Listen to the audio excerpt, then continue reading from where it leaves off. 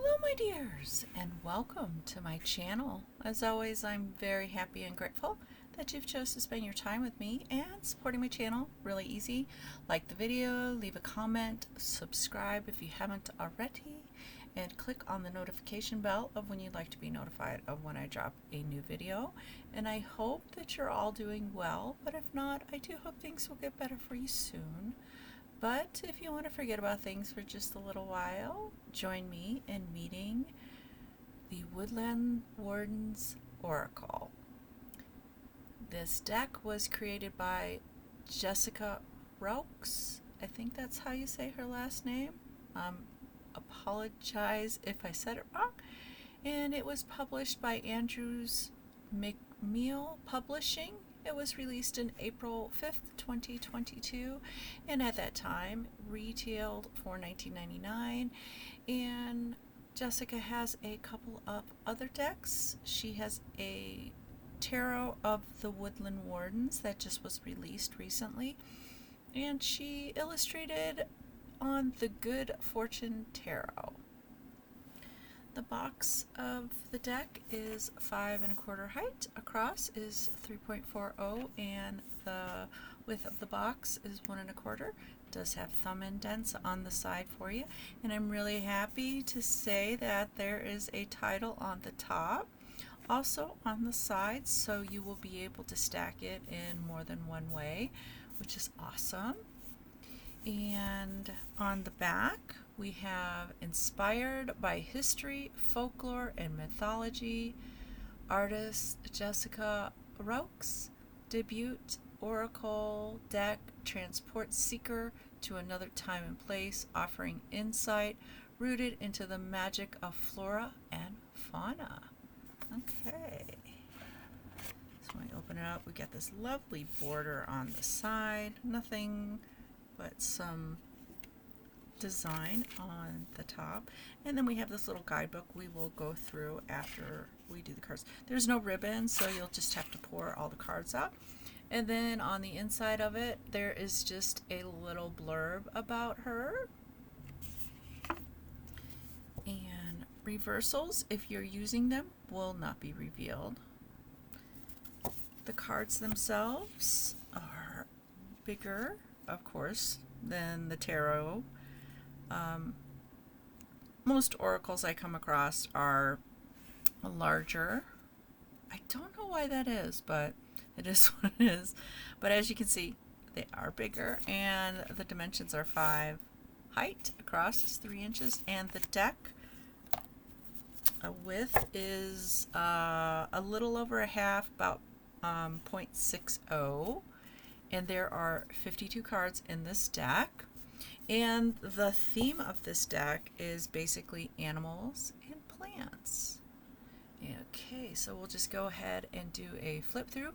And it does have the number at the top of the deck, and then the mouse and the buttercup. And they will just put the name of the animal and the plant, and then a keyword associated sums up the essence of the card. So we'll just go ahead and do a flip through. And I am a fan of her artwork. I really love it.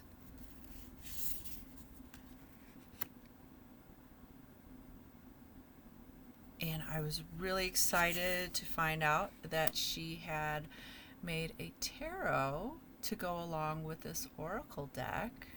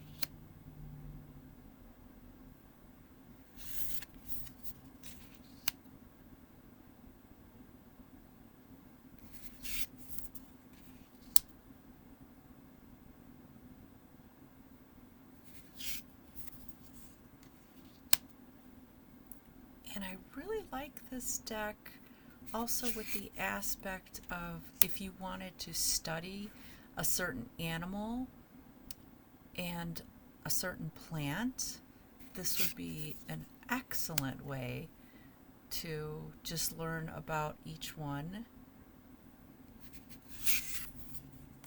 and taking note how they're associated with each other.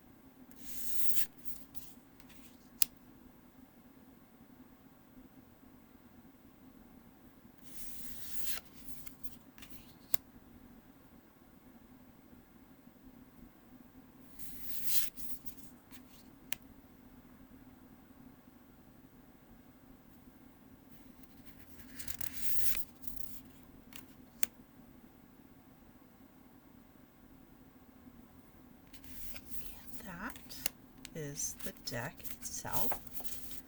The cardstock is a little on the thick side, but it is still flexi bendy, and it feels like matte style, but the cardstock is very nice. I do believe this is going to last you quite a while. Okay, so let's go on to this lovely guidebook.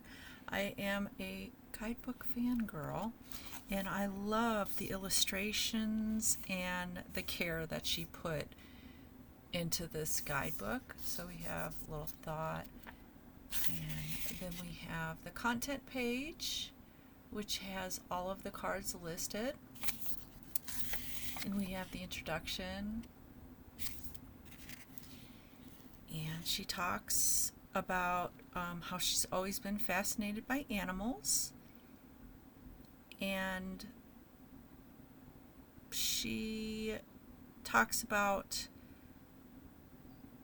when she paired the animals with certain ones and how she came to love flowers and how she was introduced to them.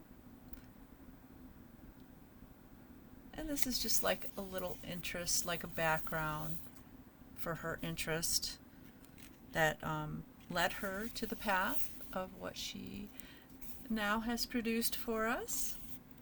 And then we have a section of how to use the cards in the guidebook. And this is just basically what she put in the cards that she's hoping that you will get out of the deck.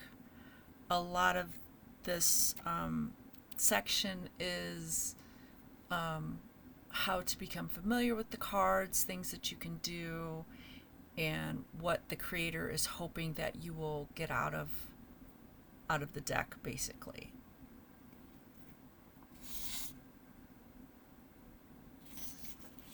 And then it goes on, and then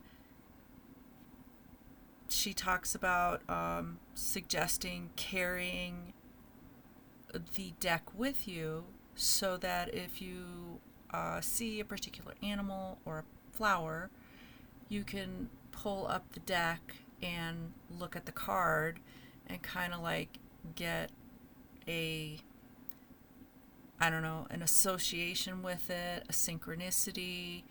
Like if you were to be out and about and you see a certain animal with the flower, and then you go through your deck and you see it again, and then it comes up various times during the day or during the week even, might be a message trying to get to you. Okay, so then we move on to suggested spreads. Let's see if we can open up the page. And then we have a 1 pull, a 3-card pull, 4-card pull, and a 6-card pull that you can use your tarot deck with, which is great because now you have, she came out with the Tarot of the Woodland Wardens, so you can use both of those in this one. And I will be doing a video next on the tarot deck because I'm really excited. All right, so basically you have a black and white picture of the card, then you have the meaning, innocence, and then you have the paragraph for what the meaning is, and then you get an upright, a reversal, and a couple of journal prompts you can ask yourself. And that's pretty much it. Some are longer than others, but it's basically the same style. And then in the back, we have the acknowledgments, and then we have Jessica's bio. Yeah, these books make me nervous because you really have to pull them just to open it. I mean, they will open when the more you use them, but then you've got this line. But I'm still a fan of the guidebook because I love the artwork. You get this beautiful artwork, and basically you get the meanings which tell you a little bit about the plant and animal, a little background about that, and then on the end you just get the copyright page. Okay, and a cute little bunny. All right, so shuffling. Well, depending on your physical limitations and your preference, does not matter how you shuffle. There's nothing special about the way you shuffle. It's just how you can and what you choose to do. There's no right or wrong way. So because these are bendy, I think that they will do good even though they are larger, and if you have like medium, large size hands, you should be okay. But there are other ways that you can shuffle. You can do the overhand shuffle. These I think you could get away with doing a side-by-side because they are wider, so you could do a side-by-side. I don't do side-by-sides. I just, just not a preference. Or you can cut them, pick them back up, or you could do the fan spread, or you could just like spread them out on your table and do one by one. All right, so let's see which warden wants to give us a message. Oops. Okay, do one more shuffle. Oh, the turtle and the coriander. Satisfaction. Oh, this is so cute. Okay. And that is 31. And you can do a flip through because it has the number and then the title of the card, or you can just go straight to the index and get the page. So there's a couple of ways that you can get your card.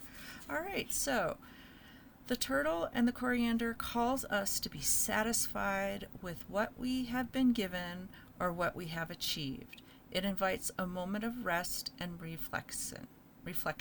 Yeah, sorry about that. Perhaps due to Aesop's fable, The Tortoise and the Hare, turtles are symbols of patience and good health. In this folk tale, the slow but determined tortoise wins its race against the speedy but distracted rabbit. The triumph The turtle triumphs by pacing himself, illustrating the adage, slow and steady wins the race.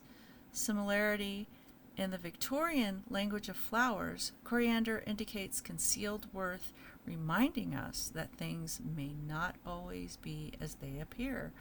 In other words, a dedicated tortoise who puts in the work can achieve just as much as if not more than the swiftest rabbit. Upright, slow down, and enjoy the journey.